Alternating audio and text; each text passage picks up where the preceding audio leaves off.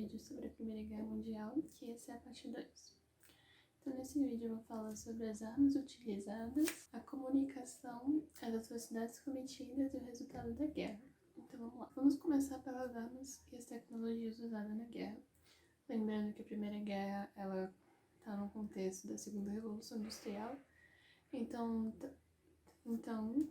por conta disso, estava ocorrendo vários avanços nas tecnologias e essas tecnologias foram usadas na guerra. Entre elas estão os navios, que já eram tecnologias conhecidas, mas eles foram sendo... foram levando upgrades, assim que eu esqueci a palavra certa. Aí veio os aviões, que é uma novidade mesmo, que os navios existiam, mas os aviões não. Então os aviões, eles são uma grande novidade para a guerra. Só que eles não são um tipo de avião de guerra que a gente conhece hoje em dia, eles são aqueles aviões mais simplesinhos, como vocês podem ver na imagem.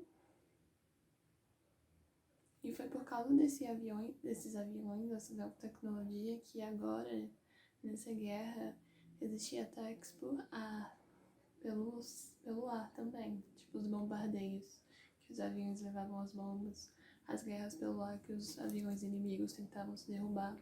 Então foi a primeira vez na história que isso aconteceu, que isso estava acontecendo. Também foram usados tanques de guerra que funcionava como uma fortificação para o ataque e proteção dos soldados. Então o tanque, como ele não era muito fácil de ser penetrado, derrubado ou destruído, ele protegia, ele seguia em frente no ataque e protegia os soldados aliados que vinham atrás, que atiravam por detrás dele. E uma novidade também foi o dirigível, que foi usado na guerra, que era basicamente um balão que usava nitrogênio, que também era usado como transporte, mas caiu em desuso porque ele era muito perigoso. Havia ocorrendo muitos acidentes com o dirigível, então decidiram abandonar ele. Um exemplo desse perigo que ele apresentava foi a explosão de 1937, onde todos os tripulantes do dirigível morreram. Essa é uma foto do acidente e de como os dirigíveis são. Outra tecnologia também muito importante na Primeira Guerra foi o submarino. O submarino era muito usado para derrubar navios, que assim impactava muito na economia, na sobrevivência, na subsistência de um país que fosse o inimigo, porque se afundava o navio, não chegavam os suprimentos, não chegava os soldados, não chegava coisas para a guerra, então isso prejudicava muito os países que tinham seus navios afundados. E também foi por causa dessa escassez de alimento, por causa desses navios que foram afundados, muitas pessoas também morriam de fome, além da guerra que estava acontecendo. Também era usado um morteiro, que era utilizado para lançar artefatos contra o inimigo, nessa imagem que vocês podem ver. E o canhão, que é semelhante ao morteiro, mas possui mais poder de destruição. E uma novidade também na Primeira Guerra foi o uso das armas químicas, que são basicamente gases mortais, como por exemplo o gás mostarda, o gás mostarda, que era uma novidade na época, se mostrava muito eficaz assim para o inimigo. Só que hoje em dia esse tipo de arma química é proibido. Existe um acordo entre os países que isso não é permitido utilizar esse tipo de arma, porque ela é muito letal, tanto contra o inimigo quanto para o aliado que está usando aquela arma, porque naquela época existia a arma química, mas não existia uma proteção correta contra a arma química. Então quem estava quem estava utilizando a arma química também sofria com os efeitos dos gases. Nessa imagem que vocês podem ver, esses são os efeitos do gás mostarda no ser humano, que vocês podem ver que é muito, muito perigoso. E o lança-chamas também era uma novidade ali no contexto da Primeira Guerra Mundial, onde as pessoas usavam isso para avançar entre os ataques. E a metralhadora. A metralhadora, ela já existia, só que o modelo antigo da metralhadora, ele era muito pesado e esquentava. E quando esquentava, não dava mais para usar, tem que esperar esfriar. Então ela foi aperfeiçoada no contexto da guerra, através dos investimentos em armas, né, porque estava tendo a guerra ali, a revolução também, tudo isso junto, ampliou as coisas. Então ela passou a ser mais leve e dava mais tiros, como vocês podem ver.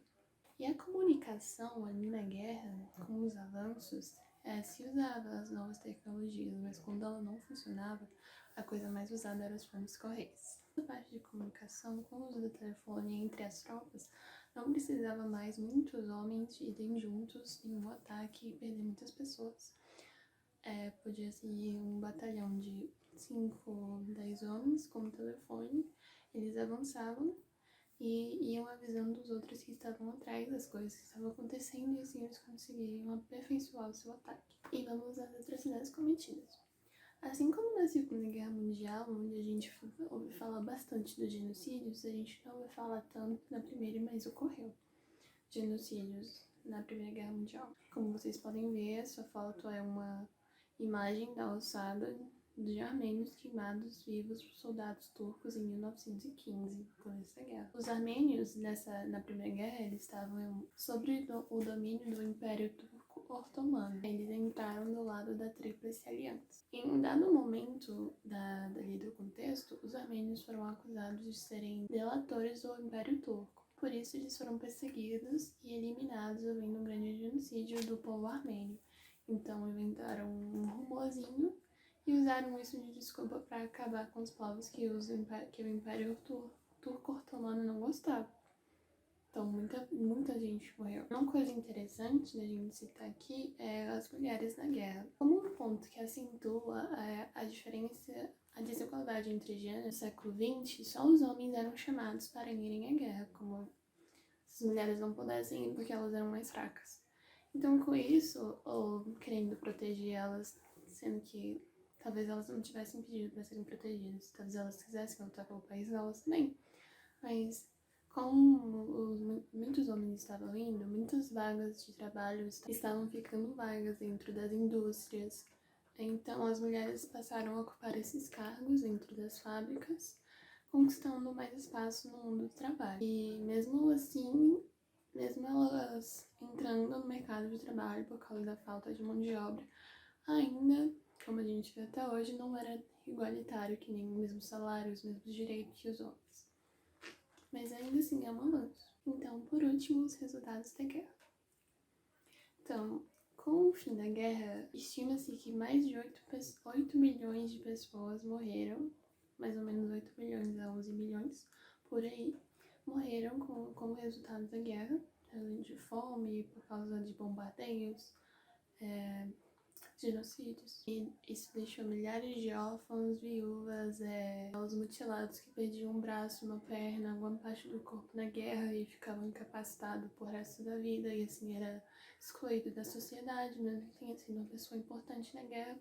Os doentes mentais, que eram pessoas que foram para a guerra e ficaram muito aterrorizados com o que viram, e eles não conseguiam mais eles associar a realidade do que realmente aconteceu ali, né, onde eles estavam.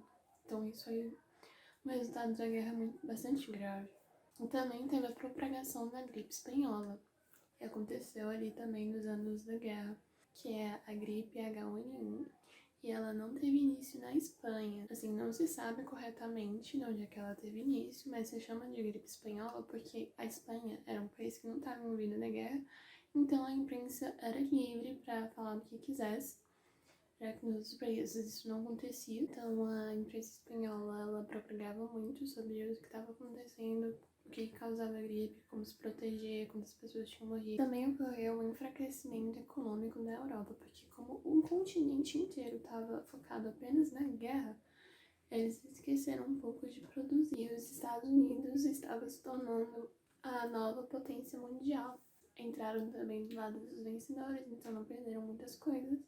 E também antes da guerra, assim, enquanto estava ocorrendo a guerra, antes de entrarem, eles estavam muito focados na sua indústria. Estavam produzindo muito enquanto a Europa não estava. E também teve o Tratado de Versalhes, que foi assinado entre os países vencedores e os países perdedores, onde a Alemanha foi o país que mais sofreu com as penalidades desse tratado. Porque a Alemanha, a partir de agora, ela não podia mais ter um exército com mais de 100 mil soldados. Ela teve que pagar uma indenização muito cara para os países vencedores. Então ela saiu muito prejudicada dessa guerra. E pessoas que estavam ali, os grandes poderes, Eles aconselhavam que isso não acontecesse porque não ia resolver as coisas. Era uma forma de instigar mais raiva entre os alemães, o que causou a Segunda Guerra Mundial. Porque também, tipo, o exército alemão se sentiu traído pelo novo governo que assinou o tratado.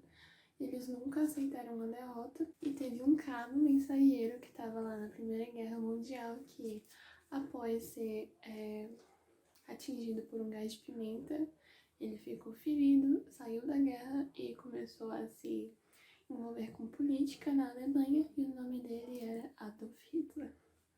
Então o cara tava lá, ele viu tudo que tava acontecendo, ele tava do lado dos militares, achando que o governo traiu o povo alemão ao assinar o Tratado de Versalhes, e foi assim que ele subiu ao poder na Alemanha e causou a Segunda Guerra Mundial. Também ocorreram mudanças no mapa da Europa. A Alemanha perde território e o Império Austro-Húngaro deixa de existir. Também ocorre a formação da Liga das Nações, que os países propuseram de formar uma organização que prevenisse novas guerras de acontecerem guerras desse tamanho.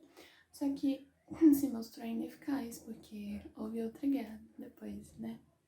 Que uns 20 anos depois, aconteceu outra guerra de maior destruição. Esqueci, eu não sei as palavras. Então, esse foi o resumo da Primeira Guerra Mundial. Eu sugiro a vocês, novamente, como eu sugiro em todos os meus vídeos, de fazerem pesquisas, lerem de outras fontes, verem de outras pessoas, que no YouTube tem muitas pessoas boas falando sobre história. E é isso, gente. Muito obrigada por assistirem até aqui. Deixa um like se você gostou do vídeo, se foi útil pra você, me ajuda muito, eu sou muito grata. E até a próxima, tchau!